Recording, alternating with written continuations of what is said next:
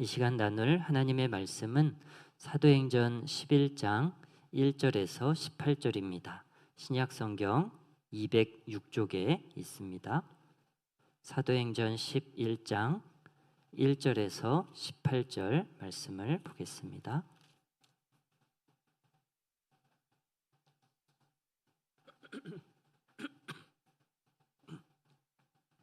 사도행전 11장 1절에서 18절 말씀을 한 절씩 교독하겠습니다.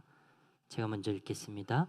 유대에 있는 사도들과 형제들이 이방인들도 하나님의 말씀을 받았다함을 들었더니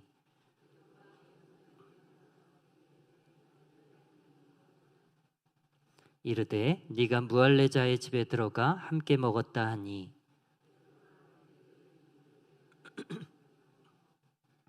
이르되 내가 요빠시에서 기도할 때 황홀한 중에 환상을 보니 큰 보자기 같은 그릇이 내 귀에 메어 하늘로부터 내리어 내 앞까지 드리워지거늘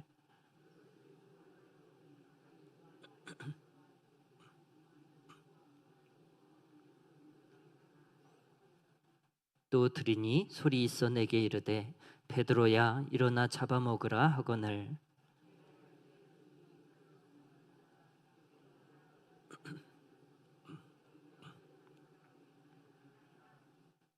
또 하늘로부터 두 번째 소리 있어 내게 이르되 하나님이 깨끗하게 하신 것을 네가 속되다고 하지 말라 하더라.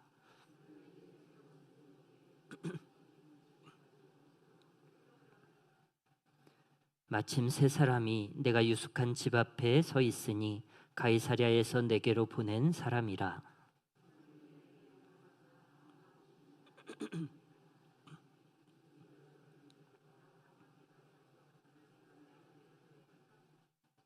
그가 우리에게 말하기를 천사가 내 집에 서서 말하되 네가 사람을 요빠에 보내어 베드로라 하는 시몬을 청하라.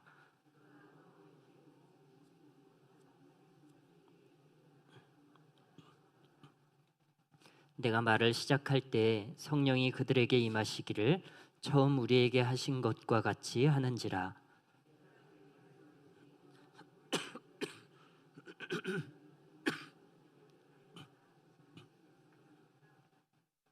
그런즉 하나님이 우리가 주 예수 그리스도를 믿을 때에 주신 것과 같은 선물을 그들에게도 주셨으니 내가 누구이기에 하나님을 능히 맡겠느냐 하더라. 그들이 이 말을 듣고 잠잠하여 하나님께 영광을 돌려 이르되 그러면 하나님께서 이방인에게도 생명 얻는 회개를 주셨도다 하니라. 아멘. 전에 한 교회에서 호호 할아버지 장로님과 함께 식사를 한 적이 있는데요. 그때 그분이 이런 말씀을 하시더라고요. 저의 기도 제목은 순해지게 해주세요 입니다 라는 거예요. 순해지게 해주세요. 기도 제목 치고는 좀 독특하잖아요. 보통은 뭐 건강이나 자녀들, 직장에 대한 기도 제목들을 내지 않습니까? 그런데 장로님의 기도 제목은 순해지고 싶다는 거예요. 그래서 이유를 여쭤봤는데 나이가 들수록 자꾸 고집이 세지고 사람이 억세진다는 것입니다. 여러분 진짜 그렇습니까? 그래서 좀 순한 사람이 되게 해달라고 기도를 하신다는 거예요. 그분이 말씀하시는 순함이라는 것은 자신의 생각을 타인에게 지나치게 강요하지 않는 것, 자기 주장이 너무 세서 고집스럽게 행동하지 않는 것을 포함한다고 하셨습니다. 그래서 그 목장 이름도 순이라고 지으셨대요. 순. 재밌는 건 그 교회는 우리 주일에 하는 그런 소그룹을 목장이라고 부르지 않고 순이라고 부르는 교회였거든요. 그래서 목자를 순장 이런 식으로 불렀는데 순 이름이 순인 거예요. 그래서 순순이에요. 순순. 왜 목장 이름을 그렇게 붙였어요? 했더니 같은 목장에 다 비슷한 연배의 사람들이 있는데 다들 고집이 너무 세다는 거예요. 그래서 뭐 하나 하자고 하면 도대체 순순히 따라오는 게 없대요. 그래서 좀 다들 순해지시라고 목장 이름을 순이라고 지었다는 것입니다. 오늘 본문을 보는데 갑자기 그때 그 기억이 떠올랐습니다. 왜냐하면 오늘 본문에도 자기 생각으로 꽉 차 있는 고집스러운 사람들이 등장을 하기 때문이죠. 성경에 나타나는 유대인들의 단점 중에 하나는 사고가 아주 폐쇄적이고 편협하다는 거예요. 다들 자기만 옳아요. 자기만 바르다고 생각하는 사람들이 많이 나옵니다. 그들의 생각이 좀처럼 바뀌지 않습니다. 오늘 본문도 이 경직된 사고에서 비롯된 사건이라고 할 수 있죠. 오늘 본문의 내용을 살펴보면 유대인들이 크게 두 가지 사실에 놀라는데요. 하나는 베드로가 이방인과 함께 식사를 했다는 것이고요. 다른 하나는 이방인들이 성령을 받았다고 하는 것입니다. 이 두 가지를 하나씩 살펴보기를 원합니다. 먼저 그들은 베드로가 이방인들과 같이 식사를 했다는 것에 매우 충격을 받았어요. 우리 1절부터 3절까지 말씀을 같이 한번 읽어보실게요. 시작.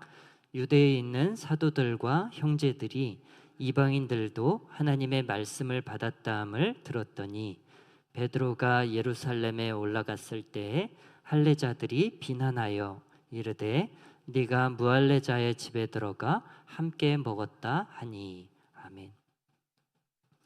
사도행전 10장의 이야기를 하는 것입니다. 사도행전 10장에 보면 베드로가 이방인 백부장인 고넬료의 집에 방문해서 말씀을 전하잖아요. 그때 그곳에 성령이 임하신단 말이죠. 그 놀라운 그 감격의 그 시간을, 그 소식을 유대 예루살렘에 있는 사람들에게 전한 거예요. 1절이 그 말씀입니다. 유대에 있는 사도들과 형제들이 이방인들도 하나님의 말씀을 받았다함을 들었더니, 유대인들이 이방인들도 하나님의 말씀과 성령을 받았다는 것을 들었어요. 너무 좋은 소식 아닌가요? 이방인들이 하나님의 말씀을 받았고 예수 그리스도를 영접해서 구원받았다는 것이 정말 교회로서는 가장 반가운 소식이잖아요. 그런데 유대인들이 할렐루야 이렇게 반응하는 게 아니고 이상하게 베드로가 돌아오자마자 그를 비난하기 바쁜 거예요. 2절에 베드로가 예루살렘에 올라갔을 때 할례자들이 비난하여, 뭘 비난했을까요? 3절에 나옵니다. 이르되 네가 무할례자의 집에 들어가 함께 먹었다 하니. 왜 이방인들과 같이 밥을 먹었냐는 거예요. 유대인들은 이방인이나 세리나 창기와 같은 죄인들과는 함께 식사를 하지 않지요. 그들은 식사를 할 때 비스듬히 누워서 옆 사람에게 몸을 기대고 먹습니다. 또 옆 사람과 하나의 스프에 빵을 찍어 먹습니다. 유대인들은 기본적으로 부정해지는 것을 아주 싫어해요. 그래서 죽은 것이나 부정한 것들과의 접촉을 일체 거부합니다. 때문에 부정한 자들과 함께 살을 맞대고 부정한 자들과 같은 스프에다가 빵을 찍어 먹는다는 것은 유대인의 사고로는 있을 수가 없는 일인 거예요. 그런데 그 일을 무려 교회의 지도자격에 해당되는 베드로가 행했다는 게 이해가 안 가는 거죠. 여러분, 만약에 오늘날 정통교회 목사님이나 장로님이 저기 이슬람 종교 지도자들이랑 같이 식사교제 나누고 호호하하 이렇게 떠들고 왔다고 생각을 해보십시오. 다들 큰 충격에 빠지지 않겠습니까? 말하자면 당시에 유대인들이 느꼈던 충격도 그 정도였을 거라는 말이에요. 아니, 어떻게 유대인이, 그것도 교회 지도자가 이방인과 같이 식사를 해?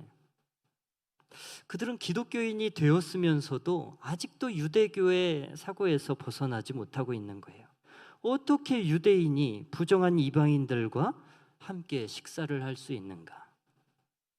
그런데 그건 그렇다 하더라도, 그렇다 치더라도 오늘 본문에서 진짜 중요한 소식은 그게 아니잖아요.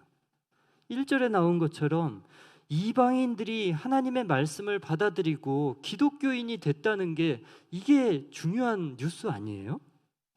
이방인들이 회개해서 하나님의 품으로 왔다는데 거기에 대해서는 얘기하는 사람이 없고, 너는 도대체 왜 이방인하고 같이 밥 먹었어?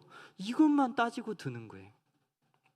여러분, 뭐가 더 중요한 일입니까? 이들이 교회라면 둘 중에 어떤 소식에 더 주목해야 하겠습니까?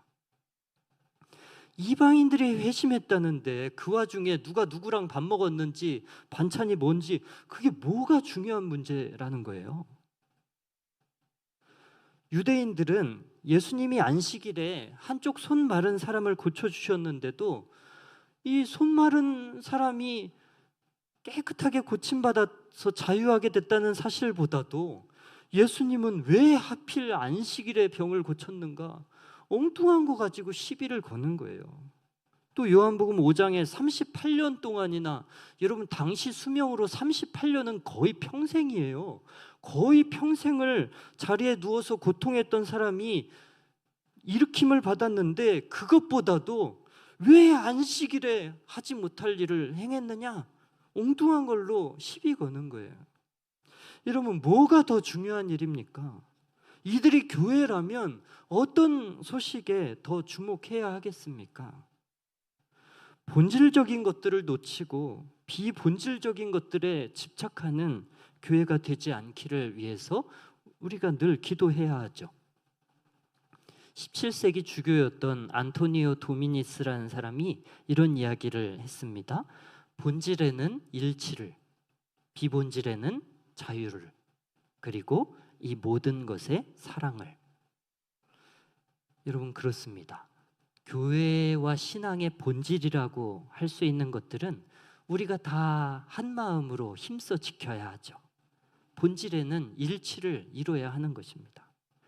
교회의 본질이라고 할 수 있는 것들은 뭐가 있을까요? 사도신경에 보면 교회를 언급할 때 두 가지를 이야기해요. 거룩한 공회와 성도가 서로 교통하는 것과. 먼저 거룩한 공회와, 이 구절에 담겨 있는 표현처럼 교회는 거룩함을 지키기 위해서 세상과의 구별됨이 있어야 하겠지요. 세상으로부터 불러냄을 받은 무리가 교회잖아요. 그리고 베드로전서 2장 9절 말씀에 보니까요, 오직 너희는 택하신 족속이요 왕 같은 제사장들이요 거룩한 나라요 그의 소유된 백성이니 이는 너희를 어두운 데서 불러내어 그의 기이한 빛에 들어가게 하신 자의 아름다운 덕을 선전하게 하려 하심이라. 여기 뒷부분에 보면 그의 기이한 빛에 들어가게 하신 자의 아름다운 덕을 선포하게 하려 하심이라. 그러니까 거룩한 공예가 된 것, 세상으로부터 불러냄을 받은 것, 거기에서 그냥 좋다 끝이 아니고 그 세상으로부터, 어두움으로부터 불러냄을 받아서 기이한 빛에 들어가게 하신 그 은혜를 선포하는 데까지 나아가야 하는 것이죠. 교회는 거룩을 위해서 세상과 구별이 되어야 하지만 그 구별이라는 게 마치 수도원처럼 세상과의 단절을 말하는 것은 아닙니다. 우리는 거룩함을 지키는 동시에 하나님의 그 구원의 은혜, 주의 아름다운 덕을 세상에 알려야 하는 사명이 있기 때문이죠. 그의 아름다운 덕을 선포하게 하려 하십니다.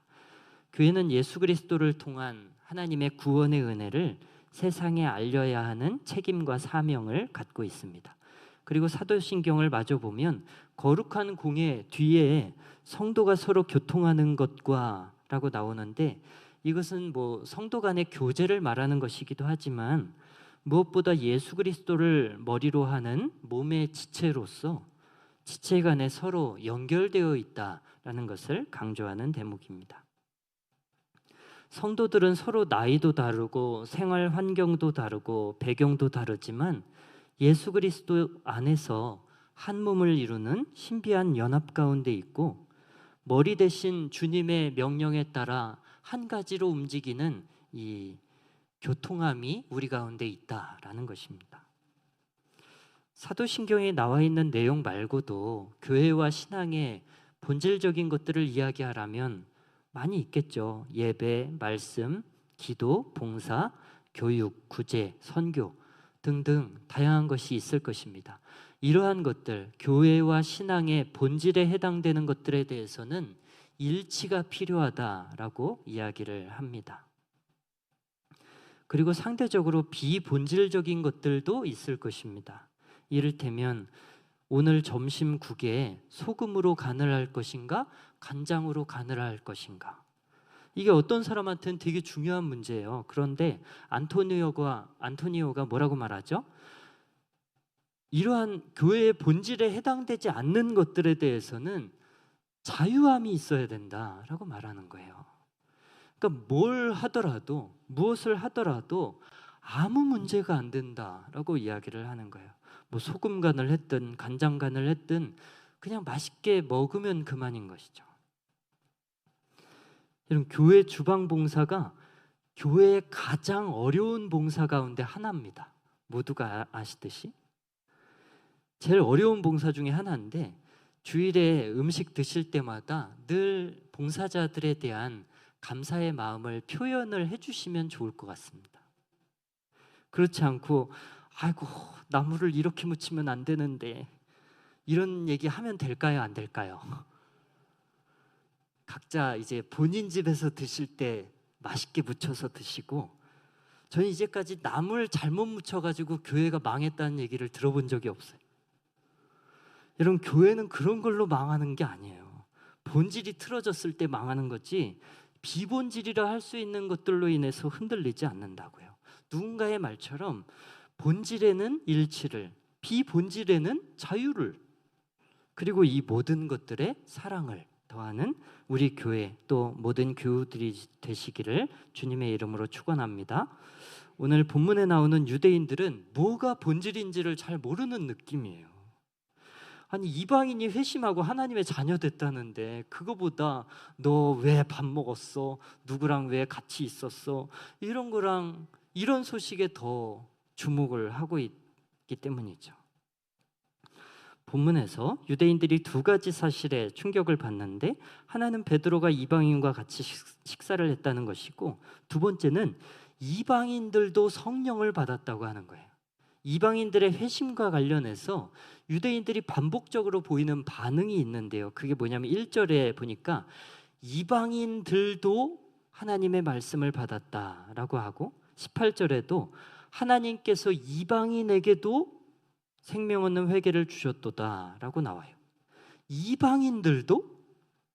이방인에게도? 여러분, 이런 표현 자체가 전혀 예상을 못했다는 얘기예요. 진짜? 이방인들도? 그들이 정말 성령을 받았어? 유대인들이 상상도 못했던 일이 생긴 거예요. 사실 베드로도요, 이방인에게 복음 전하는 것은 생각하지도 않았던 사람이지요. 그랬던 베드로가 어떻게 이방인에게 복음을 전하게 됐는지 그 과정을 설명하는데요. 4절에 보니까 베드로가 지난 일들에 대해서 차례대로 차근차근 설명을 하고 있어요. 저는 이 구절이 왠지 은혜 같아요. 여러분, 베드로가 보통 성격이 아니잖아요. 복된 소식을 들고 들뜬 마음으로 예루살렘을 찾았을 베드로에게 사람들이 칭찬과 격려는커녕 중요하지도 않은 것을 가지고 맹 비난을 쏟아부었어요. 여러분, 만약에 우리가 교회에서 뭔가 큰 중요한 역할 잘 감당하고 왔는데 사람들이 거기에 대한 격려나 칭찬은 안 하고 뭐 이상한 거 꼬투리 잡아가지고 막 수군거린다고 생각을 해보세요. 화가 나지 않겠어요? 베드로가 엄청 성격이 더러운 사람입니다.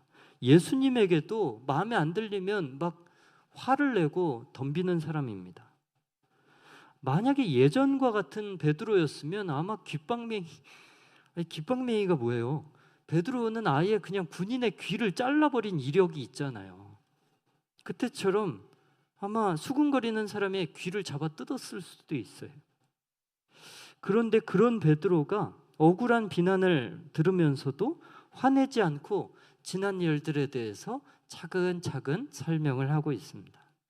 야, 베드로의 성품이 많이 달라졌구나 하는 것을 볼 수 있는 대목이죠. 여하간에 베드로가 어떻게 이방인에게 복음을 증거하게 됐는지 그 자초지종을 설명하는데요. 내용은 이렇습니다. 어느 날 베드로가 기도를 할 때 하늘에서 큰 보자기 같은 것이 내려오는 것을 봤습니다. 보자기 안을 들여다보니까 거기에 각종 이 율법에서 그만 부정한 것들이 들어 있었어요. 그리고 하늘에서 음성이 들리기를 베드로야 일어나서 잡아먹어라 라고 하시는 거예요. 베드로가 기겁을 하면서 거절합니다. 주님, 그럴 수 없습니다. 속되거나 깨끗하지 않은 것은 결코 내 입에 들어간 적이 없습니다. 손사래를 치면서 거절했어요. 주님, 저는 이 더러운 것들을 상대하고 싶지 않습니다. 그때 주님이 뭐라고 말씀하시죠?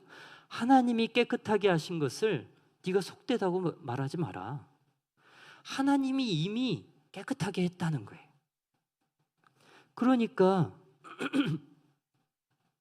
유대인인 너도 그것이 더럽다고 거절할 이유가 없다는 거예요. 이런 환상이 3번이나 반복됩니다. 여러분, 성경에서 2번 반복하는 것도 강조의 의미인데 3번을 반복하셨다는 것은 이 이방인 구원에 대한 하나님의 뜻이 얼마나 분명한 것인지를 확인시켜 주는 것이죠. 이 보자기 환상이 무슨 의미였는지 당시에는 몰랐었는데 나중에 보니까 이게 이방인 고넬료의 가정을 구원하는 것에 대한 그 암시였었잖아요. 베드로도 여느 유대인들처럼 이방인들과의 접촉을 싫어하고 꺼리던 사람이었습니다. 그가 이야기하잖아요. 주님, 저는 이 더러운 것들을 손도 대고 싶지 않습니다. 이방인들을 대하는 유대인의 마음이 딱 그런 거죠.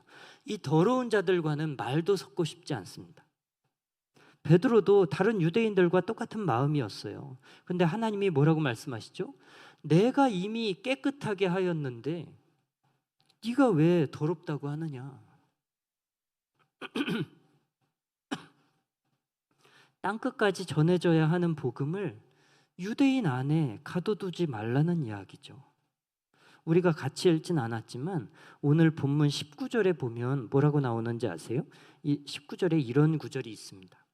그때 스데반의 일로 일어난 환란으로 말미암아 흩어진 자들이 베니게와 구브로와 안디옥까지 이르러 유대인에게만 말씀을 전하는데 이렇게 돼 있어요.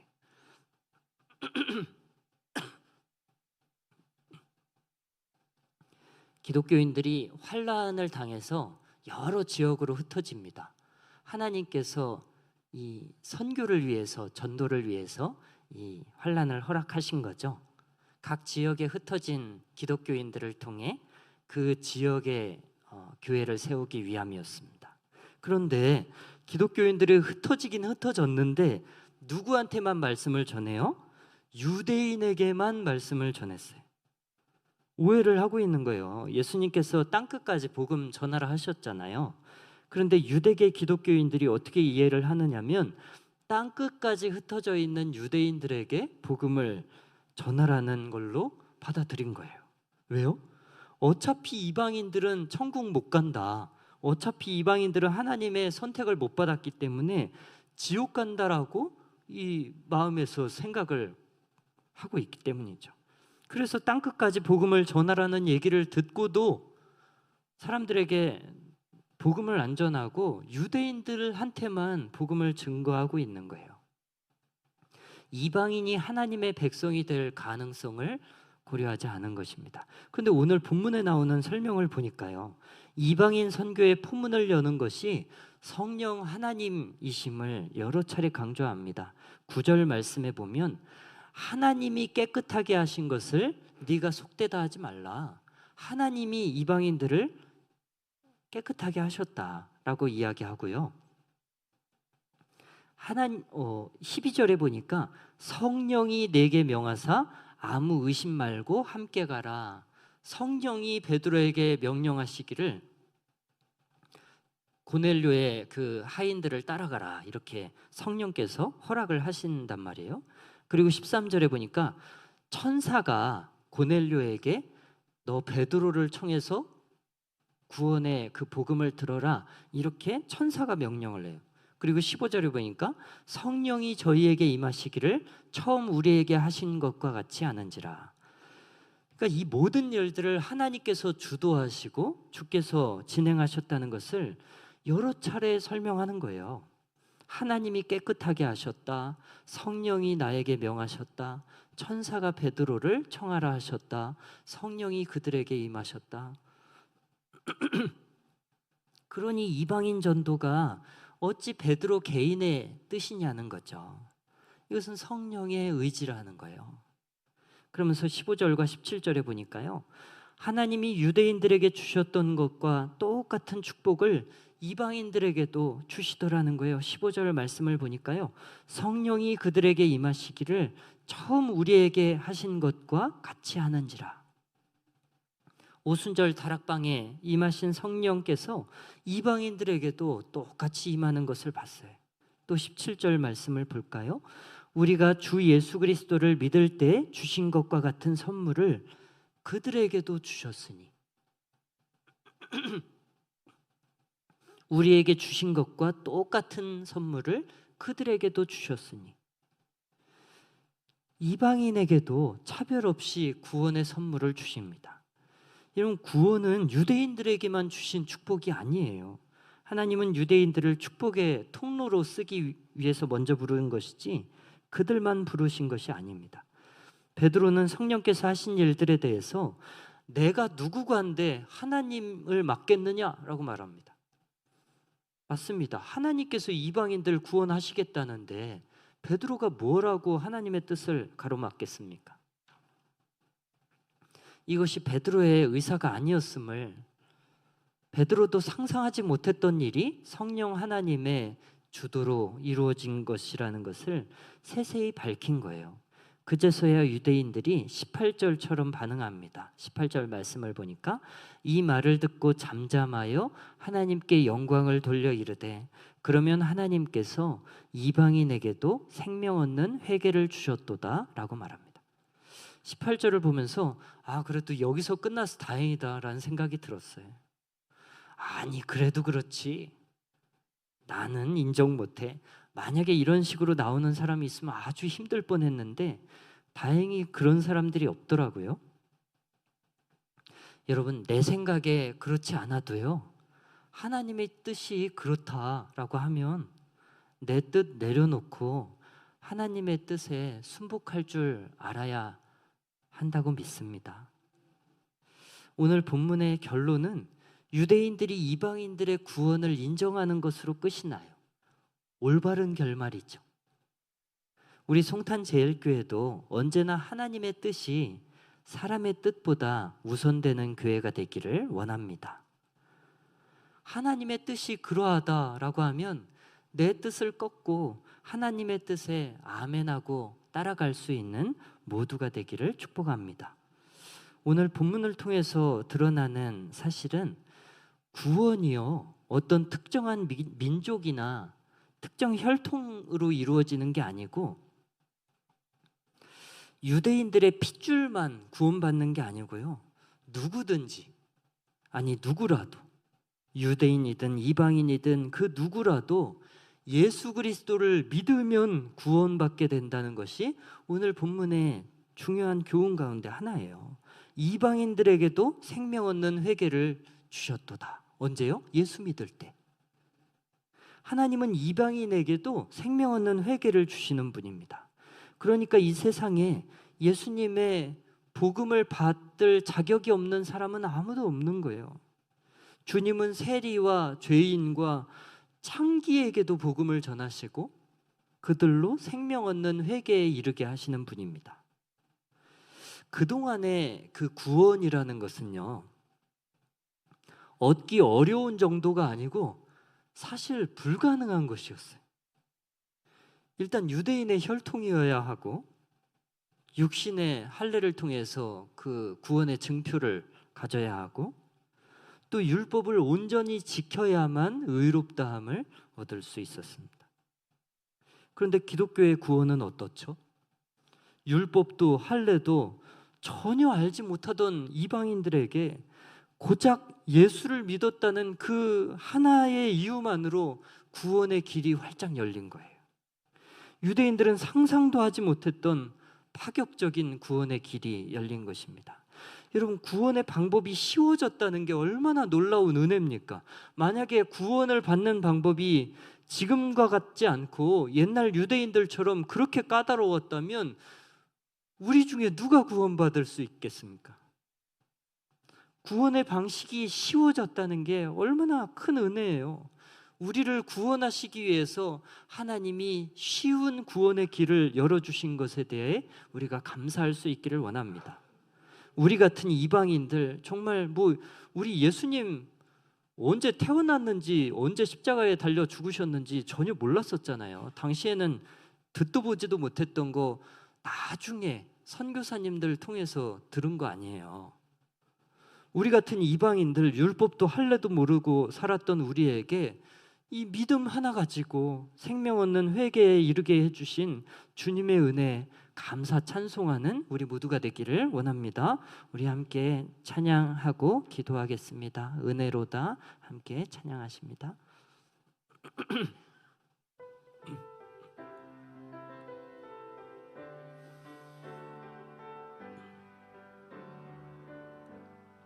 시작됐네 우리 주님의 능력이 나의 삶을 다스리고 새롭게 하네 자유하네 죄와 사망으로부터 나의 삶은 변하구나 충만하네 처음부터 찬양합니다. 시작됐네 시작됐네 우리 주님의 능력이 나의 삶을 다스리고 새롭게 하네 자유하네 죄와 사망으로부터 나의 삶은 변하구나 충만하네 은혜로다 은혜로다 주의 은혜 한량없는 주의 은혜 은혜로다 주의 은혜 변함없는 신실하신 주의 은혜 은혜로다 주의 은혜 은혜로다 주의 은혜 한량없는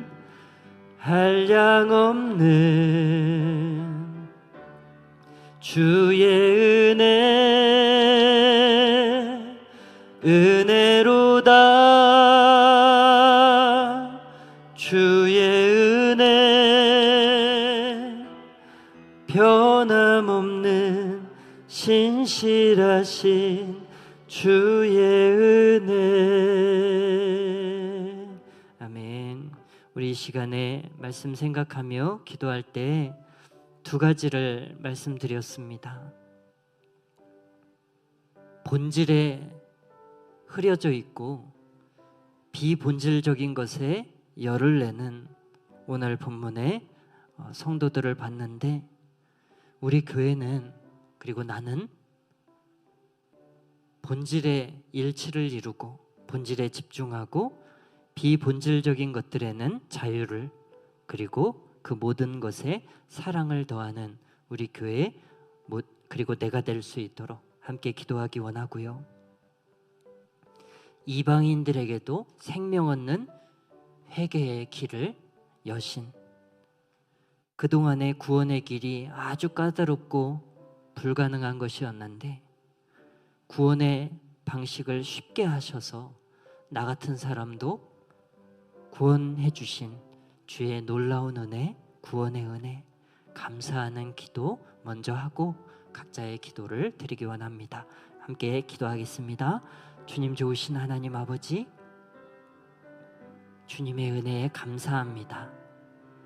하나님 아버지, 우리 교회는, 그리고 나는 본질적인 것에 집중하는 교회가 되기를 원합니다.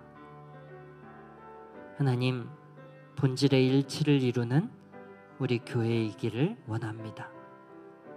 비본질에는 자유가 있는 우리 교회이기를 원합니다. 그 모든 것들에 사랑을 더하는 교회이기를 원합니다. 하나님, 내가 신앙의 본질이라 할 수 있는 것들에 열심을 내게 하시고 신앙과 상관없는 것들에는 주님, 상대적으로 덜 매달릴 수 있도록 아버지, 본질에 집중하고 본질에 힘쓰는 우리가 될 수 있도록 도와주옵소서.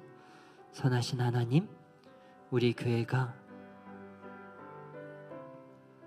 이방인에게 구원을 허락하신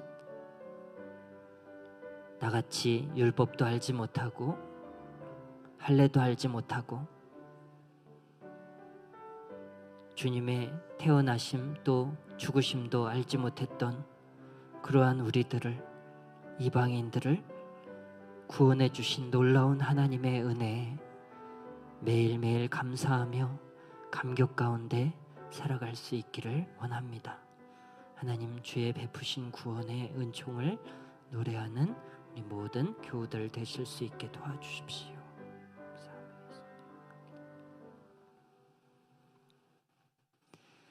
하나님 아버지, 교회와 신앙의 본질이라 할 수 있는 것들에 집중하고 그것들에 한마음으로 일치를 이루는 우리 모든 숭탄제일교회 교우들 되시기를 원합니다. 선하신 하나님, 비본질적인 것들에는 자유함이 있어서 누가 어떤 것을 해도 서로 비난하지 않는 그러한 여유도 허락해 주시기를 구합니다. 선하신 하나님, 율법도 할례도 알지 못하던 이방인들에게 예수 믿었다는 이유만으로 구원해 주신 쉬운 구원의 길을 열어주신 하나님께 감사드립니다. 구원이 예전처럼 까다롭고 어려웠다면 우리 중에 아무도 구원받을 사람 없었을 텐데 우리를 구원하시고자 쉬운 구원의 길을 열어주셔서 우리 다 지옥 가지 않고 천국 가게 해주신 은혜 감사합니다. 하나님, 날마다 주의 구원의 은혜에 젖어서 하나님 매일매일을 감사와 찬송 가운데 기쁨 가운데 살아가는 우리 모두가 되게 하여 주옵소서. 감사하며 예수님의 이름으로 기도드립니다. 아멘. 하늘에 계신 우리 아버지여, 이름이 거룩히 여김을 받으시오며 나라의 임하옵시며 뜻이 하늘에서 이룬 것 같이 땅에서도 이루어지이다. 오늘날 우리에게 일용할 양식을 주옵시고 우리가 우리에게 죄 지은 자를 사하여 준 것 같이 우리의 죄를 사하여 주옵시고 우리를 시험에 들게 하지 마옵시고 다만 악에서 구하옵소서. 대개 나라와 권세와 영광이 아버지께 영원히 쌓옵나이다. 아멘.